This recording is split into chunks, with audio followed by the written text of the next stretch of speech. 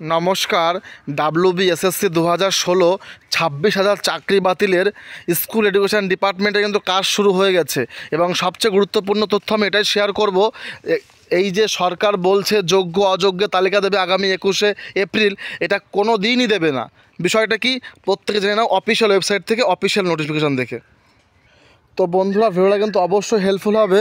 তোমরা একটা এখন লাইক করে দাও, আর চাকরি সংক্রান্ত সমস্ত আপডেট সবার আগে পেতে চ্যানেলটি অবশ্যই সাবস্ক্রাইব করে সঙ্গে থাকতে হবে। তো চলো শুরু করে আজকের বিষয়টি কী বলেছে দেখো। বলছে government of West Bengal school education department law ব্রাঞ্চে কী বলেছে যে আগামী গত 3 এপ্রিল 2025 কী বলেছে, secretary in school education department to the চেয়ারম্যানকে বলেছে, কী বলে দেখো।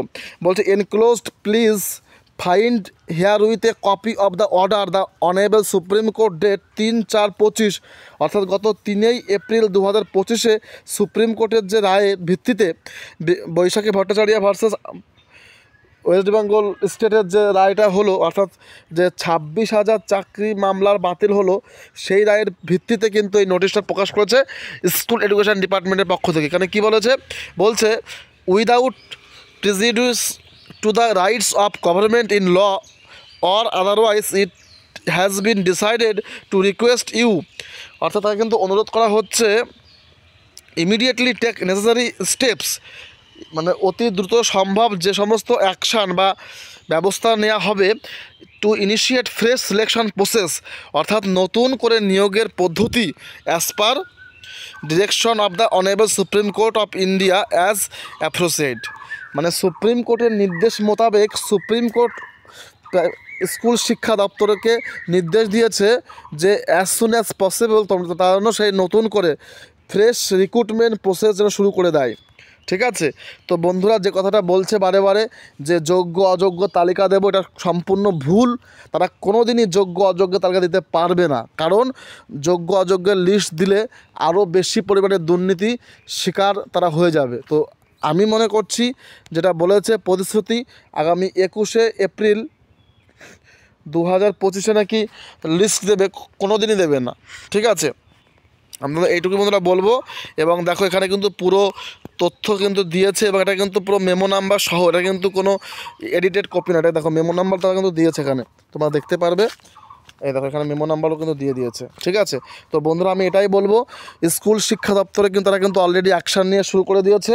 আর যেগুলো ইন্ডোর স্টেডিয়ামে মিটিং করছে বা সবাইকে বলছে, শিক্ষামন্ত্রী সহ এসএসসি চেয়ারম্যান, এই সমস্ত কিন্তু ভাউতাবাজি। ঠিক আছে, কোনো দিন তারা লিস্ট দিতে পারবে না, তারা কিন্তু নতুন নিয়োগের পদ্ধতিতেই এগোবে, এটাই আমি বলছি। এবং সবচেয়ে গুরুত্বপূর্ণ তথ্য, এই 26,000 চাকরি বাতিল কিন্তু তারা কিন্তু কোনোভাবেই এদেরকে আবার নতুন করে নিয়োগ করতে পারবে না। ঠিক আছে, অর্থাৎ এই চাকরি বাতিল মানে টার্মিনেট হয়ে গেল, মানে সার্ভিস ব্রেক হয়ে গেছে, তো ব্রেক হয়ে গেছে। এবং মুখ্যমন্ত্রী বলেছে আপনারা স্কুলে যান না, স্কুল করুন না, আপনাদের কে মানা করেছে ভলেন্টারি সার্ভিস দিতে? অর্থাৎ ভলেন্টার শিক্ষক আপনাদের করতে বলেছে শিক্ষা, আমাদের মুখ্যমন্ত্রী বলে দিয়েছে। ঠিক আছে, যাই হোক, এখন মেন বিষয় এটাই যে অলরেডি স্কুল শিক্ষা দপ্তর কিন্তু অ্যাকশান নিয়ে নিয়েছে, কিভাবে কি করবে। দেখো দিনের দিন কিন্তু নোটিশ চলে এসেছে, যেই 3 তারিখে সুপ্রিম কোর্ট অফ ইন্ডিয়ার নোটিশ প্রকাশ করেছে ফাইনাল জাজমেন্ট, সেদিনই কিন্তু স্কুল এডুকেশন ডিপার্টমেন্টও কিন্তু অফিসিয়াল নোটিফিকেশন জারি করে দিয়েছে। কেন বলছে ফ্রেশ রিক্রুটমেন্ট প্রসেস, দেখো এখানে পরিষ্কার বলে দিয়েছে, take necessary steps to initiate fresh selection process as per honourable Supreme Court of India. ঠিক আছে, অতএব যেটা আমরা বলবো যে 26,000 চাকরি কিন্তু কোনোভাবেই বাঁচানো সম্ভব নয়। এখন সবাইকে বলছে যে লিস্ট দিয়ে দেবো, যোগ্য অযোগ্য দেবো, মিরর কপি, ওএমআর শিটের মিরর ইমেজ কপি দেবে, তারা কিন্তু দিতে পারবে না, কারণ দিলে কিন্তু দুর্নীতির আরও বেশি নিজের স্বীকার করা হবে। তো যেটা আমরা মনে করছি যে এই এসএসসির চেয়ারম্যান কোনো দিনই এটা কিন্তু পুরোপুরি দিতে পারবে না। ঠিক আছে, তো চাকরি বাতিল তো বাতিল, সুপ্রিম কোর্টের পরে কিন্তু কোনো রায় আসবে না, এটা আমরা মনে করছি। আর সবথেকে বড় বিষয় এটাই যে এই রায়ের উপরে কিন্তু আর কোনো রায়, আর যতই রিভিউ পিটিশন হোক না কেন, এটা কিন্তু গ্র্যান্ট হবে কিনা ঠিক নেই। আর হিয়ারিং কিন্তু হবে না, রিভিউ পিটিশন শুধুমাত্র ডকুমেন্ট জমা করবে, সেই ভিত্তিতে হ্যাঁ বা না বলবে, ব্যাস এইটুকু। কিন্তু আর কিন্তু শুনানি বা হিয়ারিং হবে না, আর ফাইনাল জাজমেন্ট কোনো দিনই পরিবর্তন করা যাবে না। অর্থাৎ আমরা এটা বলতে পারি পরিষ্কার যে 26,000 চাকরি বাতিল কিন্তু পুরোপুরি স্কুল এডুকেশন ডিপার্টমেন্ট মেনে নিয়েছে। ঠিক আছে, স্বীকার করে নিয়েছে।